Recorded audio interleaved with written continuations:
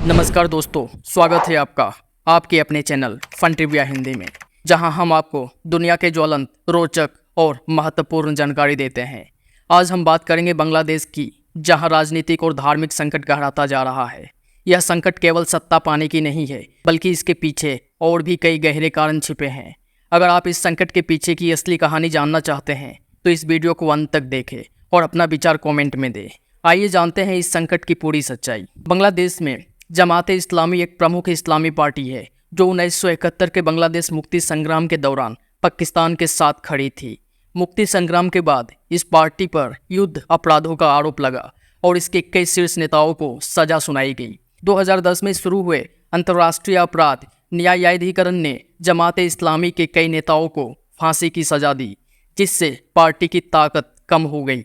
हालांकि जमात इस्लामी आज भी एक संगठित पार्टी है और इसके समर्थक राजनीतिक रूप से सक्रिय हैं। 2013 में शाहबाग आंदोलन के बाद कई उग्रवादी इस्लामी समूह जैसे अंसारुल्लाह बांग्ला टीम और जमात उल मुजाहिदीन बांग्लादेश ने पत्रकारों, ब्लॉगर्स और अल्पसंख्यकों पर हमले किए हैं। 2016 में ढाका के होली आर्टिजन बेकरी में हुए हमले में 20 लोगों की जान गई। कहने को ये समूह बांग्लादेश के मुख्य धारा के समाज का प्रतिनिधित्व नहीं करते हैं, पर हाल के घटनाओं को देखकर हम कह सकते हैं कि बांग्लादेश में हिंदू और बाकी माइनॉरिटीज़ सुरक्षित नहीं है। यहाँ धार्मिक उग्रवाद का उभार देखा जा सकता है। विशेष रूप से हिंदू, बौद्ध और ईसाई समुदाय की स्थिति चिंता का विषय रही है। 2013 और 2021 में अल्पसंख्यक समुदायों पर हुए हमलों ने अंतर्राष्ट्रीय समुदाय का ध्यान खींचा था। 2021 में दुर्गा पूजा के दौरान हिंसा में कई मंदिरों और घरों को नुकसान पहुंचाया गया। इन घटनाओं के पीछे अक्सर भूमि विवाद, राजनीतिक प्रतिरोध और उग्रवादी विचारधाराएं जुड़ी होती है। बांग्लादेश में छात्र आंदोलन ऐतिहासिक रूप से बहुत महत्वपूर्ण रहे हैं। 1952 के भाषा आंदोलन से लेकर 1990 के तानाशाही विरोधी आंदोलन तक छात्रों ने हमेशा राजनीतिक बदलाव में अग्रणी भूमिका निभाई है। इन आंदोलनों ने सरकार पर दबाव बढ़ाया और राजनीतिक अस्थिरता में योगदान दिया। विपक्षी दलों ने छात्र आंदोलन का समर्थन करके सरकार को कमजोर की और इसमें सफल भी रहा। हमें दिखाया जा रहा है वर्तमान संकट मुख्य रूप से राजनीतिक शक्ति के संघर्ष से उपजा है। 2009 से सत्ता में काबिज शेख हसीना की अवामी लीग सरकार और विपक्षी दल, खासकर बांग्लादेश नेशनलिस्ट पार्टी और जमात इस्लामी के बीच तीखा संघर्ष चल रहा था।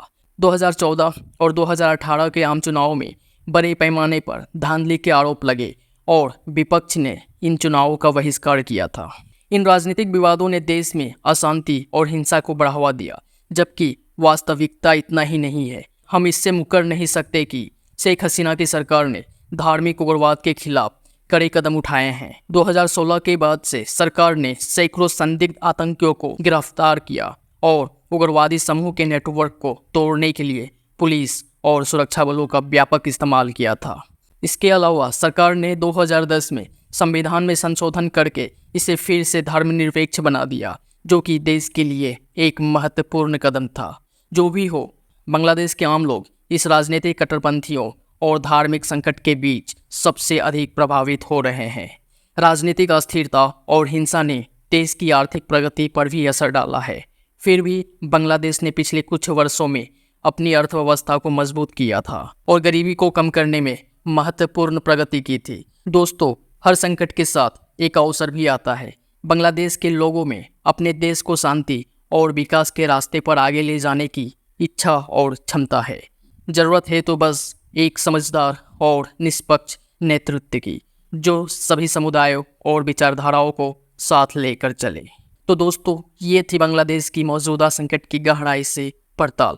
अगर आपको यह वीडियो पसंद आया हो तो इसे लाइक और शेयर करें और हमारे चैनल फन ट्रिविया हिंदी को सब्सक्राइब करना ना भूलें।